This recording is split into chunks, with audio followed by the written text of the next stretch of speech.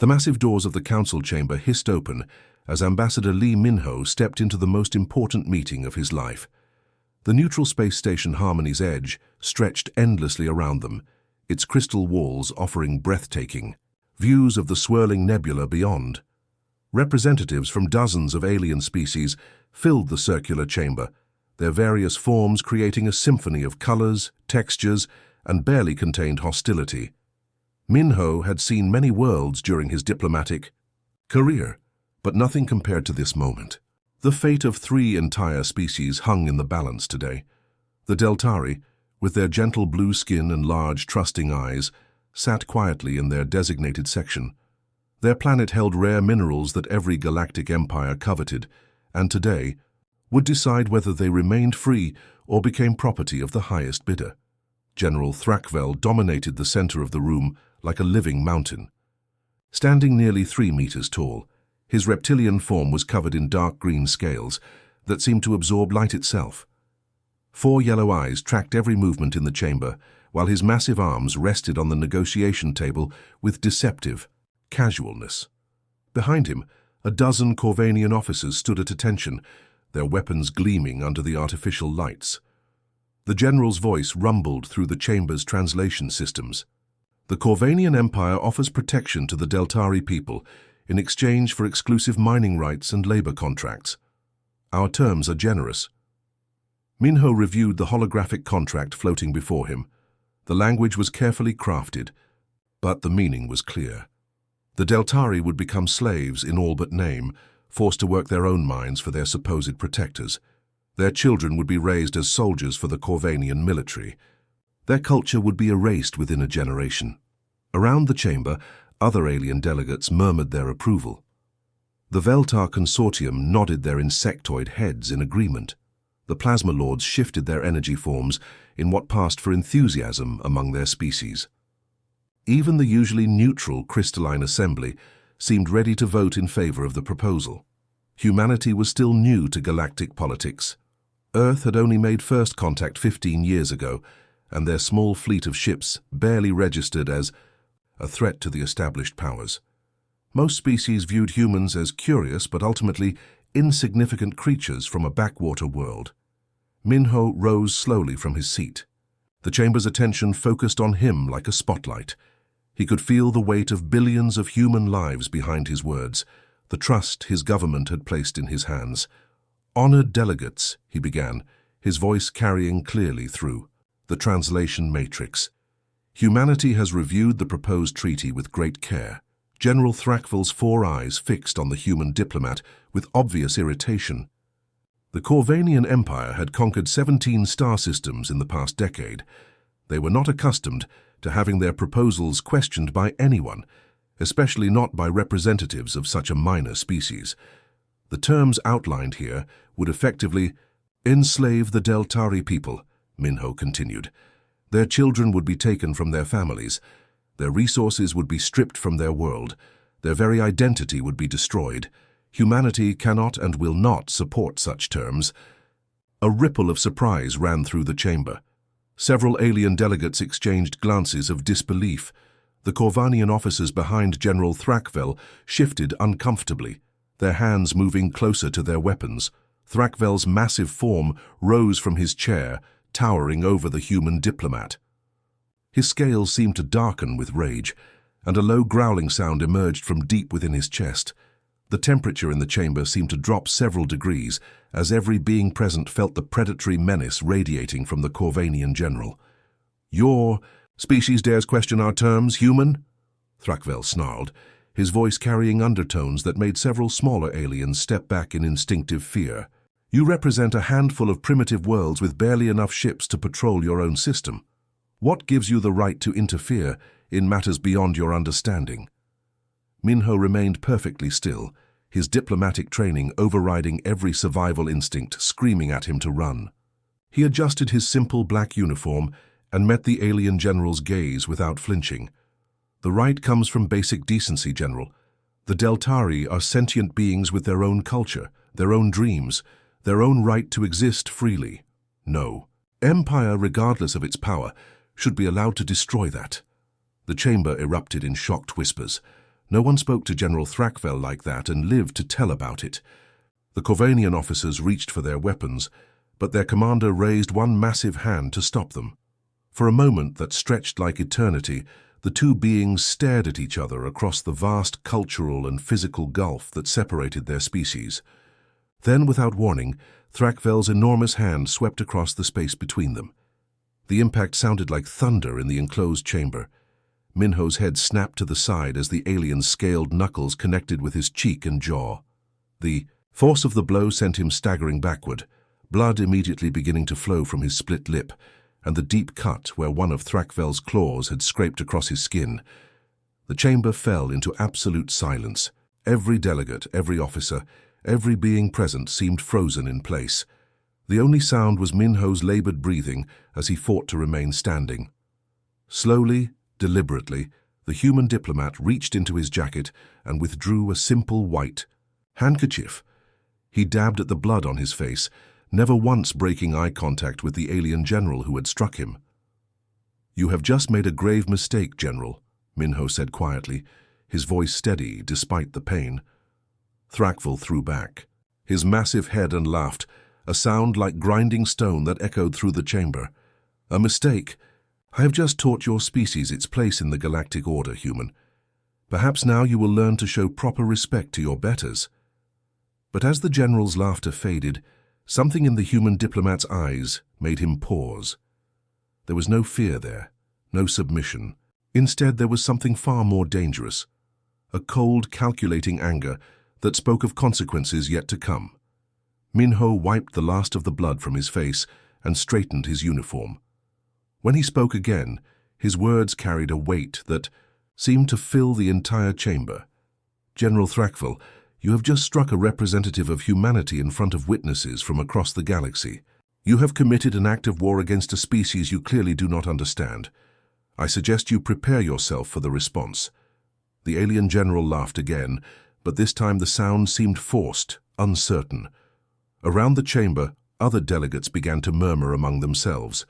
Something about the human's calm confidence was deeply unsettling.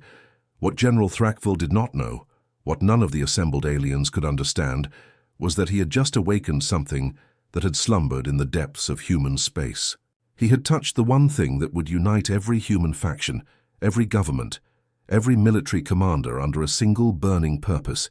He had shed human blood in an act of unprovoked aggression.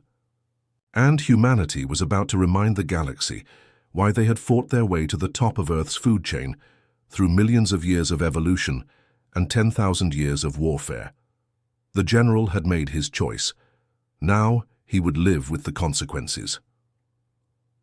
The emergency klaxon wailed through the corridors of the massive battleship Soul's Pride as Admiral Park Ji-won strode onto the command bridge. Officers scurried between workstations, their faces tense with barely controlled anger. The flagship's enormous viewing screen displayed the recorded footage from Harmony's Edge station, and every time it played, the rage in the room grew thicker. Ji-won was a veteran of the border wars, where humanity had fought off 3 different alien incursions in the past decade. His weathered face bore scars from ship-to-ship combat, and his eyes held the cold calculation of a man who had seen too much death. But even his iron composure cracked as he watched General Thrakvel's massive hand strike Ambassador Minho across the face. "How many times has this been broadcast?" he asked quietly. Captain Kim Yuna, his trusted second-in-command, pulled up the communication logs on her tactical display.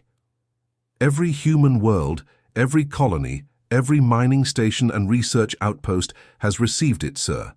The footage has been viewed over 2 billion times in the past 6 hours." The bridge fell silent, except for the hum of the ship's massive engines. Through the reinforced windows, the starfield stretched endlessly, but Ji-won's attention was focused on the flood of incoming messages scrolling across his personal screen. Fleet commanders from every corner of human space were demanding immediate action. "Sir Admiral Chen Wujin from the Titan Defense Fleet is requesting permission to mobilize his entire battle group," reported Lieutenant Hong Minji from the communication station. "Admiral Lim Seung-ho from the Outer Rim Patrol wants to deploy his fast attack squadrons immediately." More messages poured in. The Martian colonial fleet was already moving to combat positions. The Europa Mining Consortium had armed their cargo haulers and were requesting military escorts. Even the peaceful research stations around Jupiter were calling for protection and offering their ships for military service. Ji-won watched the footage again, focusing on the moment when Min-ho wiped the blood from his face and stood his ground. The human diplomat hadn't backed down, hadn't shown fear. He had represented humanity with dignity even as alien claws drew his blood. "Captain Kim, signal all fleet commanders," Ji-won said, his voice carrying the authority of a man who had never lost a battle. "Full mobilization, code Crimson. Every available ship is to report for duty within 48 hours. The bridge erupted into controlled chaos as officers began implementing the Admiral's orders. Code Crimson hadn't been used since the Centauri crisis 5 years ago, when alien raiders had threatened Earth's first interstellar colony. It meant total war preparation, with every human military asset being deployed for combat operations. "Sir, what about the civilian ships?"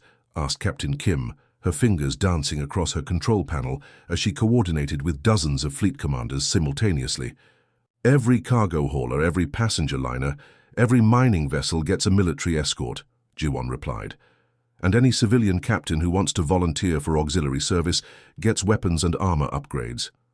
This isn't just about our military anymore. They touched one of ours. That makes it personal for every human in the galaxy." Back on Harmony's Edge station, Ambassador Min-ho sat in the medical bay as Dr. Yang Subin tried to treat his injuries.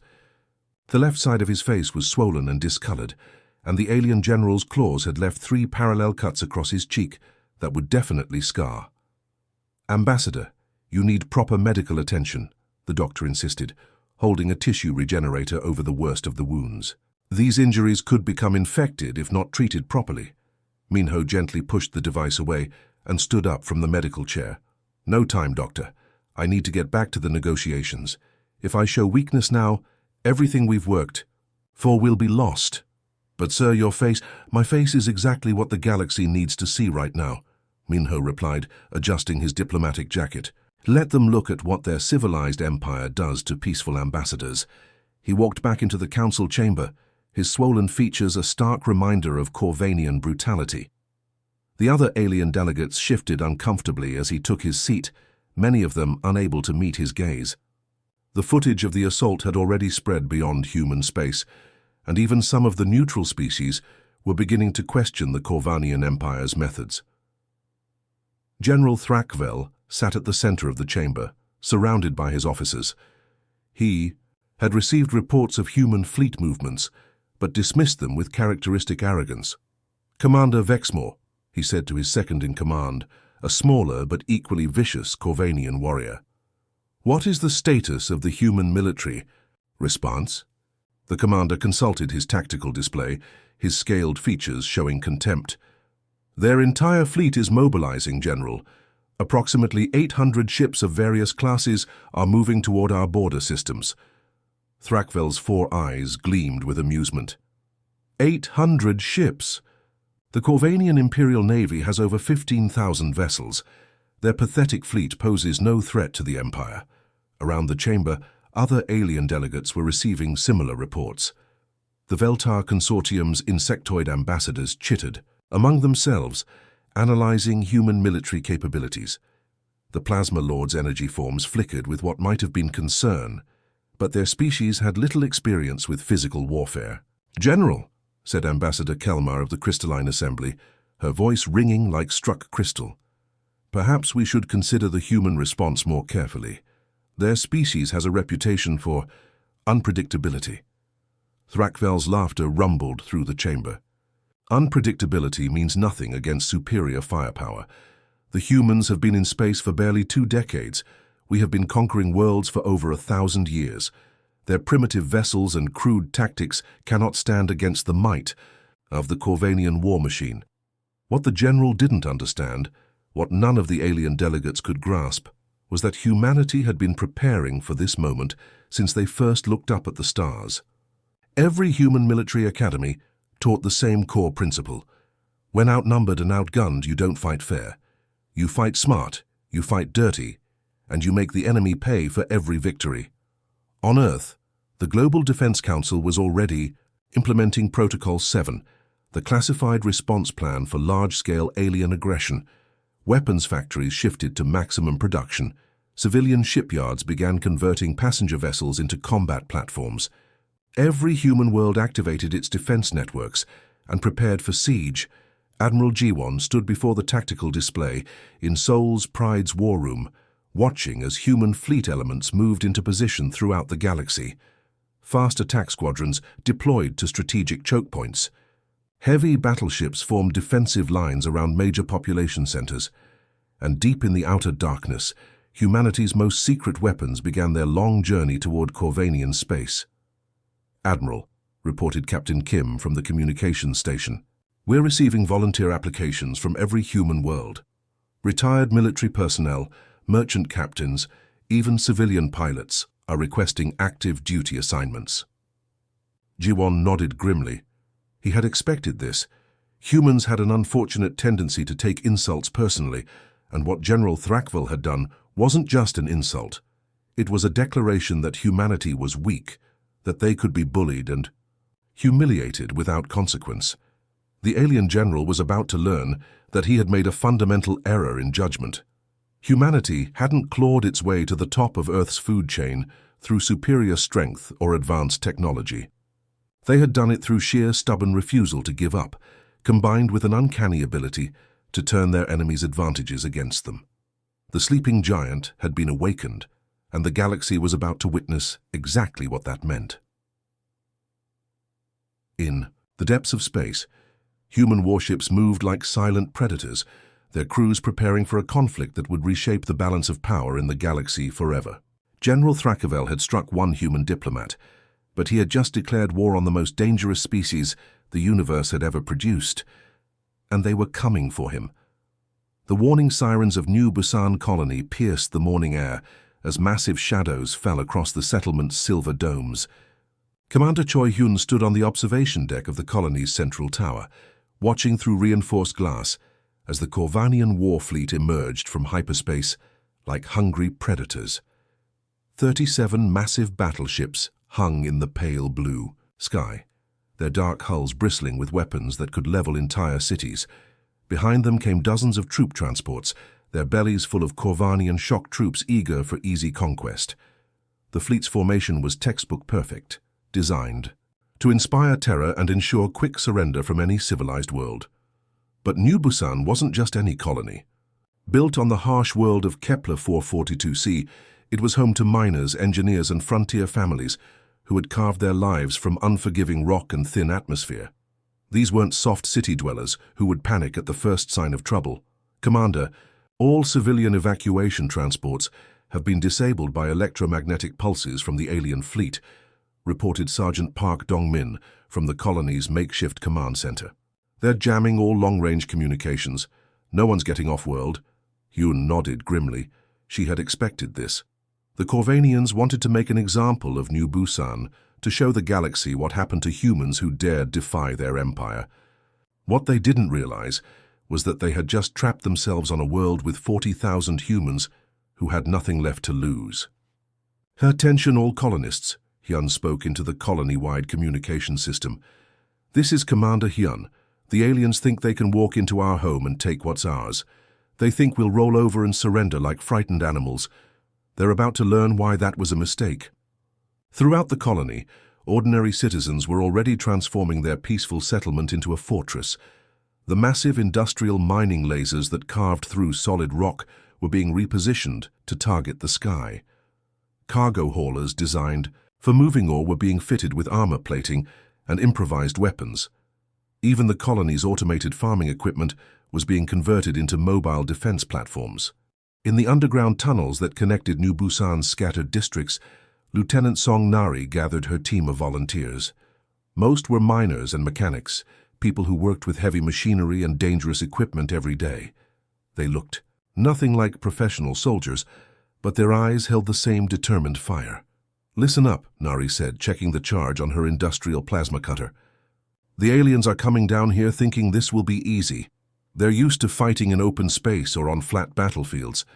But down in these tunnels, their size and fancy weapons won't help them. We know every passage, every maintenance shaft, every hidden route in this place. The first Corvanian dropships screamed through New Busan's atmosphere like falling meteors, their heat shields glowing white-hot.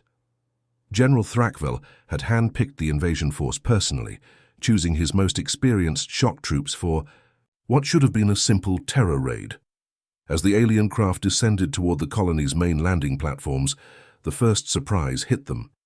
The mining laser array, normally used to excavate asteroid ore, swiveled upward and unleashed a concentrated beam of superheated energy. The lead dropship exploded in a brilliant fireball, its debris raining down across the colony's outer districts.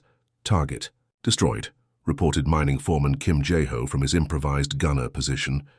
Recharging for next shot. These rock cutters pack more punch than I thought. More dropships adjusted their approach, trying to avoid the mining laser's field of fire. But they found themselves flying into a maze of improvised defenses. Cargo haulers fitted with welding torches and plasma cutters rolled across the landing zones, their armored hulls deflecting alien energy weapons. Construction mechs, normally used for building maintenance, grabbed Corvanian soldiers with their powerful claws and hurled them across the battlefield. The aliens who managed to reach the ground found themselves in a nightmare of urban warfare they had never experienced. Every building seemed to hold hidden defenders. Every street corner concealed another ambush. The colonists fought with improvised weapons and desperate creativity, turning their intimate knowledge of the colony into a deadly advantage. In Sector 7, a team of teenage apprentice engineers led by 17-year-old Bang Min-seo had rigged the district's power grid to deliver massive electrical shocks to any alien who touched the wrong surface. Corvanian warriors, encased in their sophisticated battle armor, found themselves helpless as thousands of volts coursed through their bodies. "Ha! Take that, you scaled freaks!" Min-seo shouted as another alien soldier collapsed, his armor sparking and smoking. "Try conquering us now."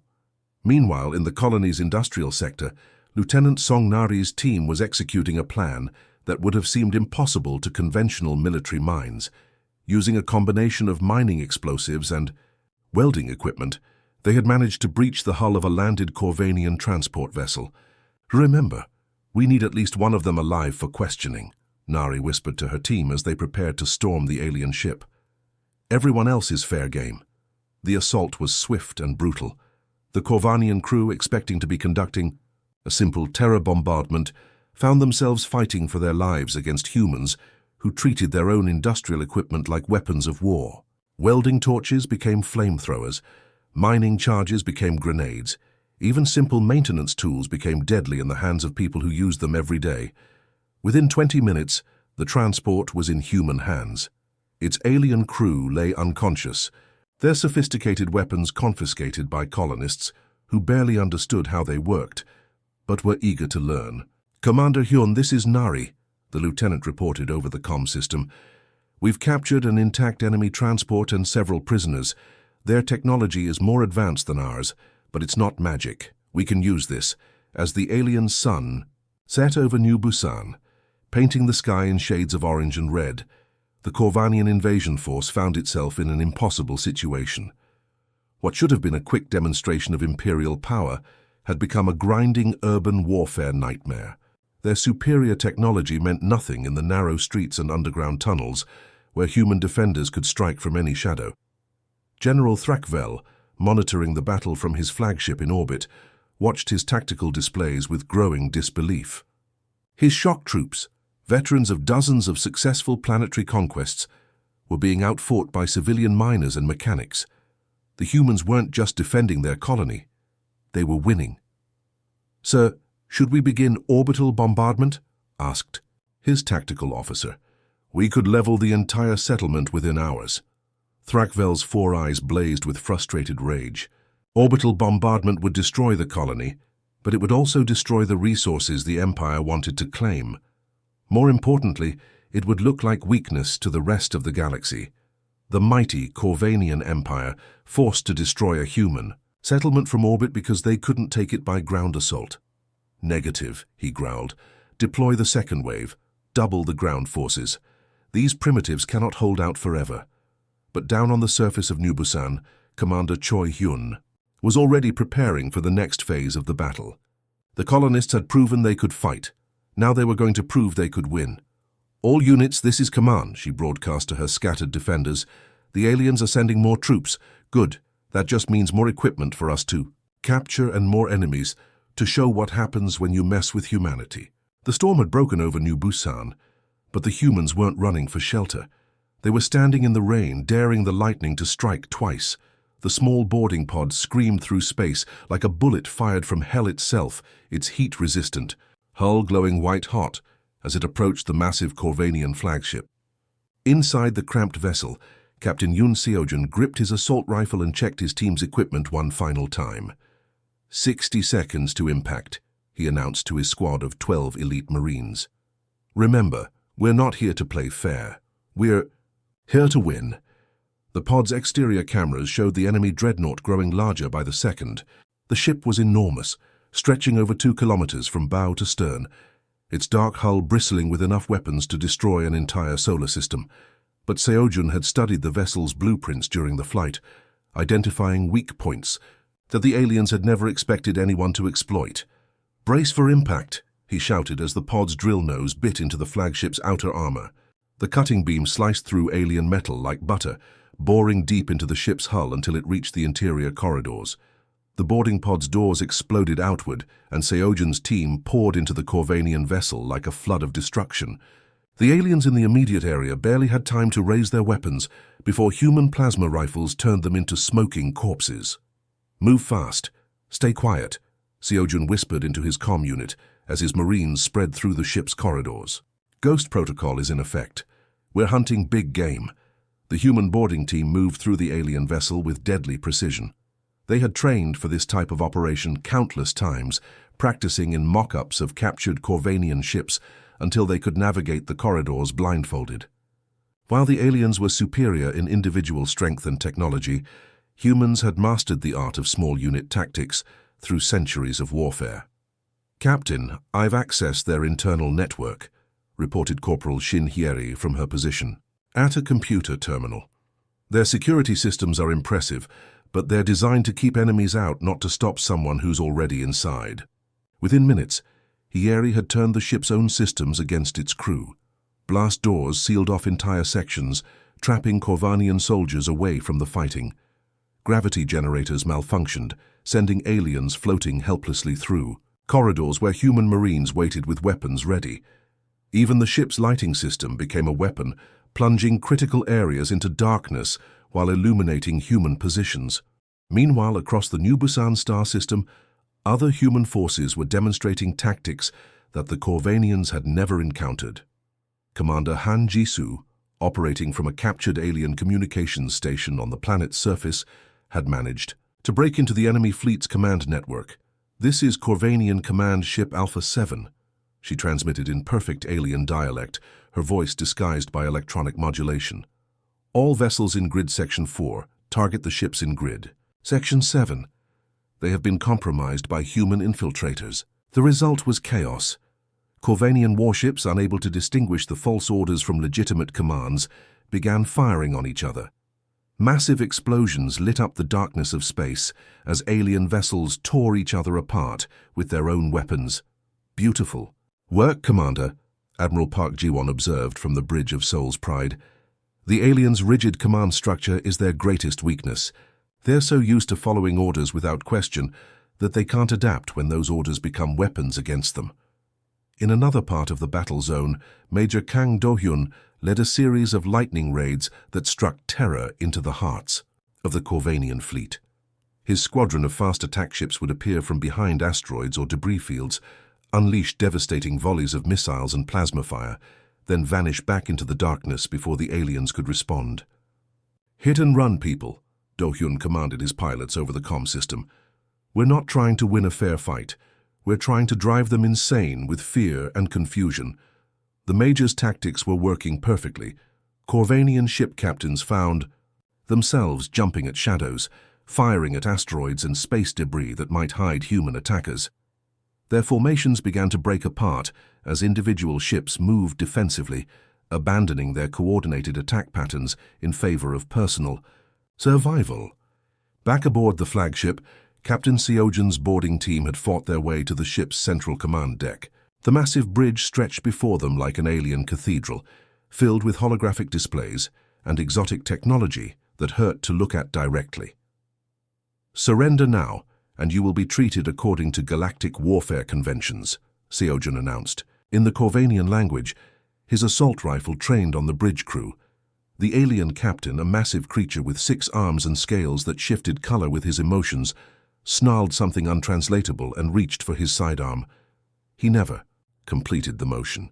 Seojan's rifle spoke once, and the alien commander collapsed unconscious, stunned by a carefully aimed non-lethal pulse.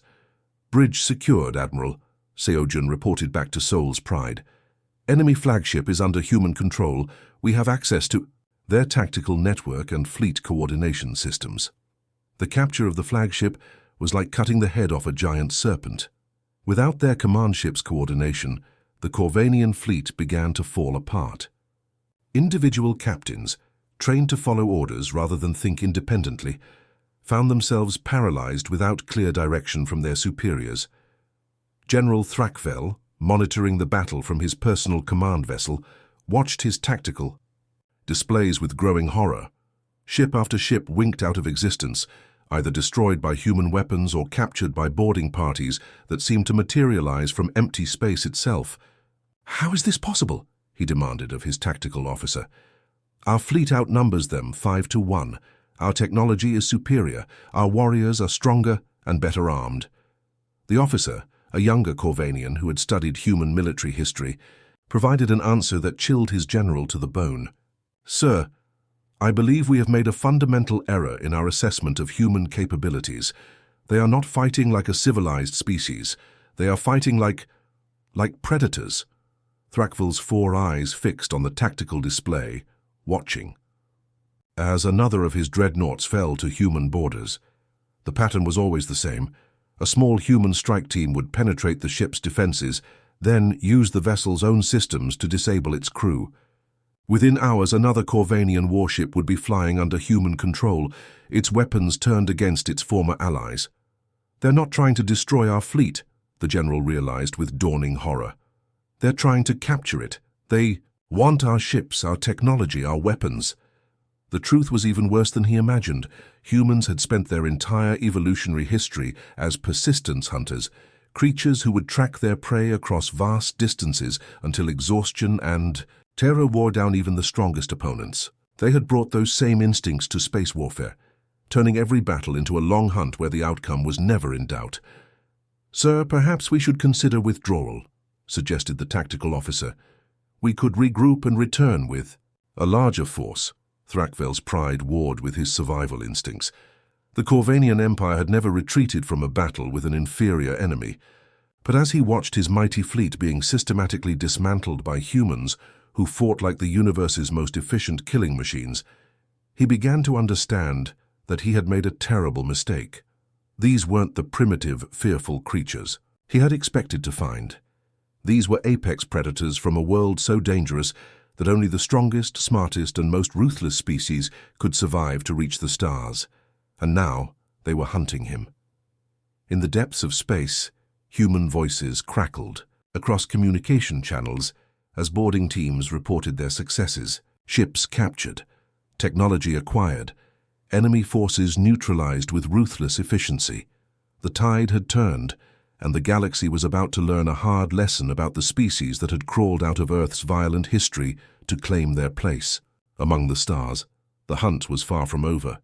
The command deck of General Thrakvel's personal battleship fell silent as Admiral Park Ji-won stepped through the blast doors. Behind him lay a trail of unconscious Corvanian guards, their sophisticated weapons useless against a human who had spent 30 years mastering the art of close-quarters combat. Thrakvel stood at the center of his bridge, like a monument to alien arrogance. 3 meters of scaled muscle and bone, with 4 yellow eyes that blazed with fury and disbelief.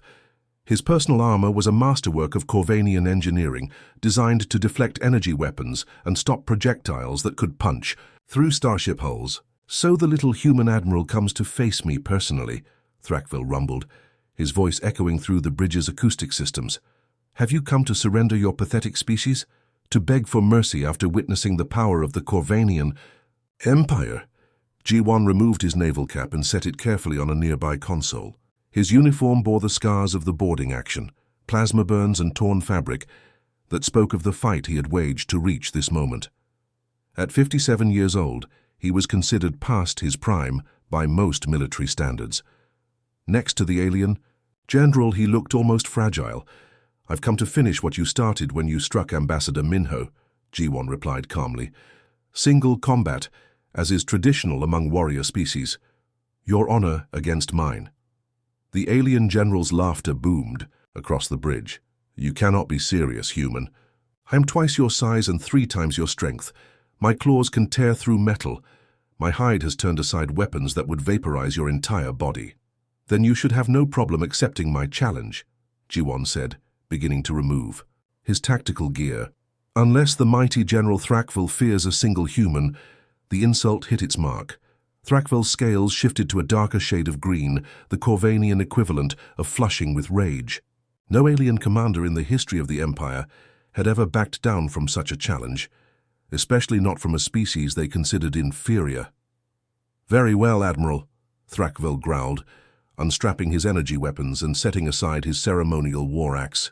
"I will give you the honor of dying in personal combat. Your death will serve as an example to the rest of your species." The two commanders faced each other in the center of the bridge, an arena of alien technology and exotic metals. The surviving Corvanian officers formed a circle around them, their faces showing anticipation of watching their general crush another human upstart.